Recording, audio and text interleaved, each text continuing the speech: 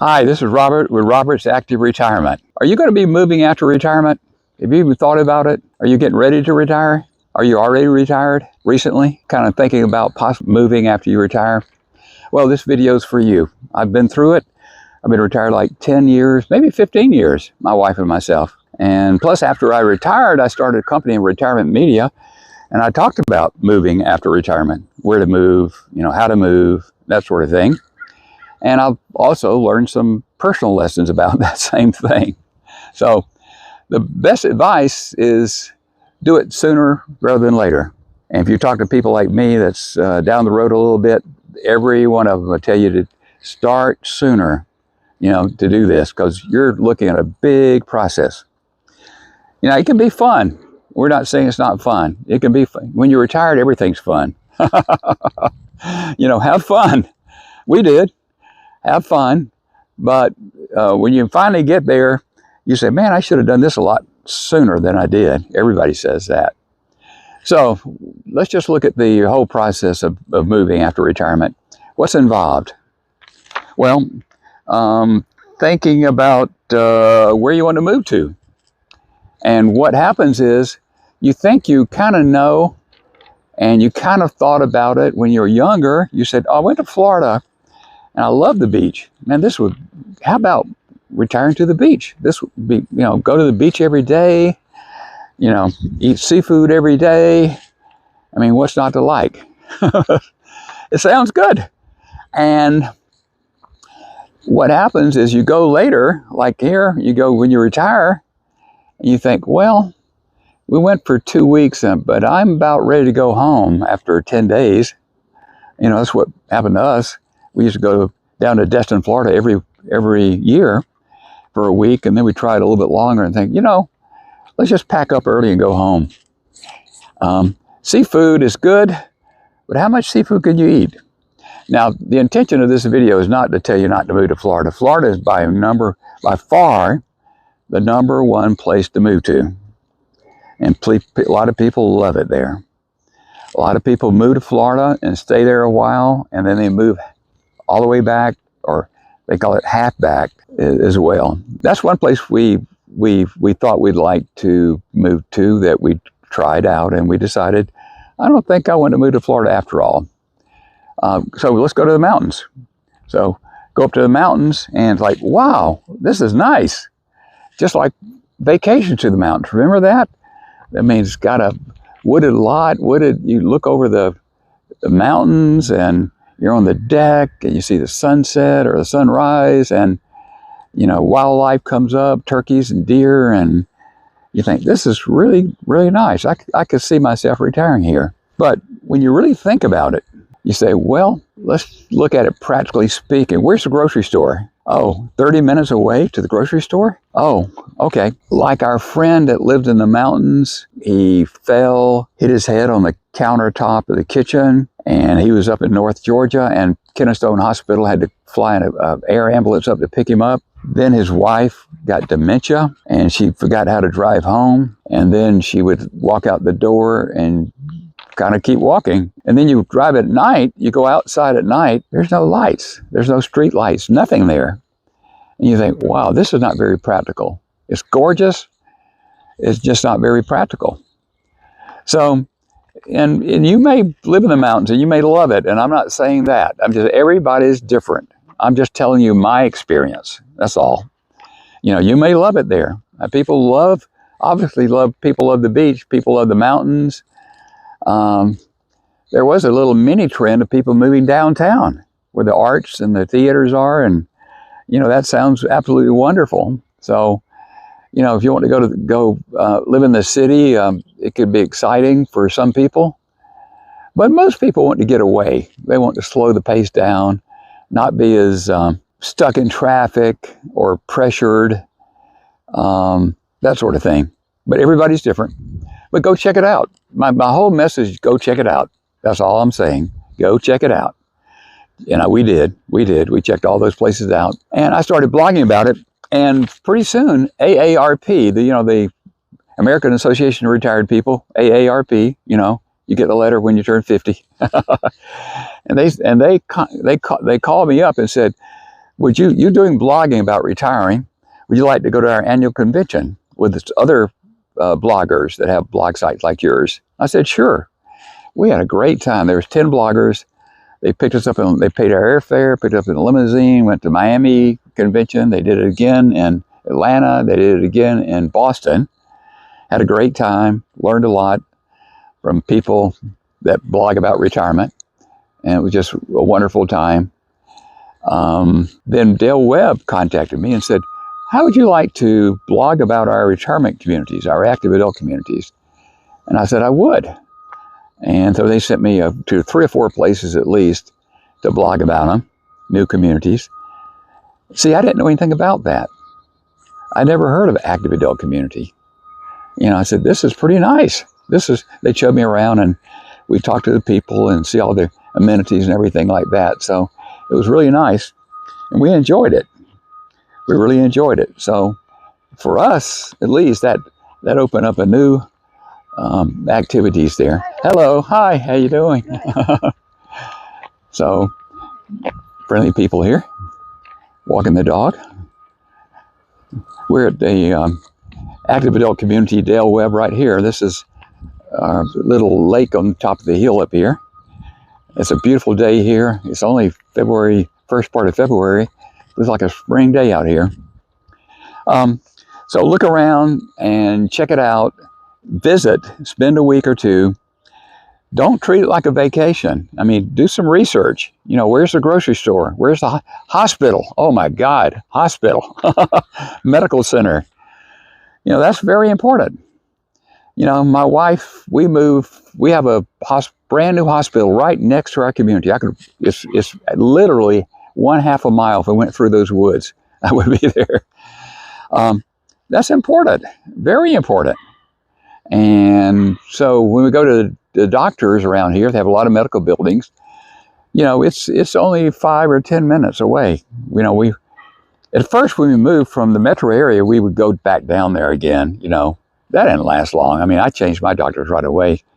My wife is real loyal, so it took a little bit of time for her to make the changes, but I did it right away. That's a fun thing to do. Check different areas out. Make it like a little vacation, but don't treat it exactly like a vacation. Do some research. Talk to people who live there. Consider that before you make your move. So the purpose, again, is not to tell you where to move. That's a big question. Everybody's going to have a different answer. But start being proactive, even before you retire, if you can. Now, you may not can do that because many people sell a business or you get fired or retire early for health reasons, all kind of stuff. And you're just thrown into it. And if you are thrown into it, take some time off, you know, relax. You know, you're not going to work, you know, eat breakfast late, you know, go walking, those sorts of things. But then start exploring things, places to move to, if you're so inclined. Now, we were so inclined, like I said, because we wanted a different house, number one, because we had 3 levels and those stairs were getting to be treacherous. Now, we're in good shape, but, you know, I've slid on the stairs myself. You could hurt yourself. More importantly, we found by going to our local senior center, you know, at first I didn't want to go to the senior. I'm not a senior, I'm a baby boomer. But I went to the senior center, started playing bocce with friends, and they were just like us. They moved to the metro area to be close to their friends. And we said, this is very nice. We had a lot of friends there. And that's one thing you want to do if you want to stay put. There's over 15,000 senior centers around. Find you a senior center and go there. But we saw that we could have that same thing full time by moving to an active adult community. And that's what we did. But it took a long time. I'll tell you about it. So we checked everything out and we said, you know, I've looked at all these communities. I like this one. And we get excited and we go back home. And do you remember the great financial crash, recession, whatever they called it, 2007? Well, we were getting ready to pull the trigger. And one of our friends said, you're not going to move now, are you? You're going to get $100,000 less for your house. You know, they talked us out of it. Oh my gosh, that cost us 4 or 5 years. It would have been a big deal. If we'd have sold, we could have bought here, and end of the day, I mean, big deal. I mean, you know, prices were probably lower here too. In fact, we ended up getting a really good deal on a resale. If we'd got the same deal we'd have been just as good back then. We would. It was not a problem. So that's my next tip: is you got to trust in yourself. This is not an easy thing to do. You have to get determined to do this. It's almost like going back to work a little bit. You got a project, and you need to plan it out. So searching for a house is one thing. The next thing is decluttering. I'm not going to say downsizing. I'll tell you about that, but let's just talk about decluttering. Decluttering means you've been in the house 30 years. You got all kind of records and clothes and stuff, and you want to get rid of that stuff. If you start now, right now, I would say that's the way to go, because you can't do everything at one time like we did, because if you do, it puts a lot of pressure on you. And if you're married like me, I want to get rid of it. My wife wants to look through it first. You know, it can be some problems there. She still blames me for stuff that she can't find. There's a lot of books about decluttering. You just need to get it started. You're going to be shredding a lot of stuff. Research the laws about how long you have to keep records and everything. Clothes, Goodwill, Craigslist. Oh my gosh, Salvation Army. We did it all. We did it all. And it gets exhausting after a while. So start early, do it in stages, and you'll be glad you did. Because once you find someplace you want to move to, guess what? You get excited about that. You want to move. You want to go ahead and start enjoying the lifestyle and enjoy the new location. And you got a problem because you got all this stuff you have to get rid of. So decluttering is another step. So you got searching areas, you got decluttering. Let's talk about the house. The house you want to move to. The good news is these days, a lot of them are built for seniors, and a lot of them have universal design, I think they call it. And they have like high commodes, they have high countertops, they have levers on the doors rather than doorknobs, extra insulation. There's so many things you can add to a house to make it easier to live there. And research that. I mean, there's a lot of information on the internet, as you know. Think about that. Not just the location, and they have the community, and then you have the house.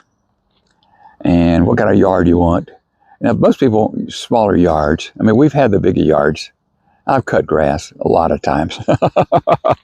And it's kind of nice in my community because that's included. They cut the grass, they edge. I mean, there's still I can do puttering around. I've got raised gardens. I got 3 of them, and I can grow tomatoes and cucumbers and anything else I want to there. And shrubs too around the border of the property. So there's stuff you can do, no doubt about it. Actually making the move, and I kind of talked about that, actually doing something. I mean, talking about it, you can talk about things forever. You know, the rubber hits the road sooner or later. And people that live here in my community that I talk to tell me the same story that we have. They took way too long. They took too long. You know, they should have done it sooner. You know, and I understand you're retired. You're starting to enjoy the retirement life and not going to work. And then you discover, you know, a lot of your friends were at work and they're not at home. You don't see them anymore. And you wonder how you can make new friends and that sort of thing. You know, this video is not about that.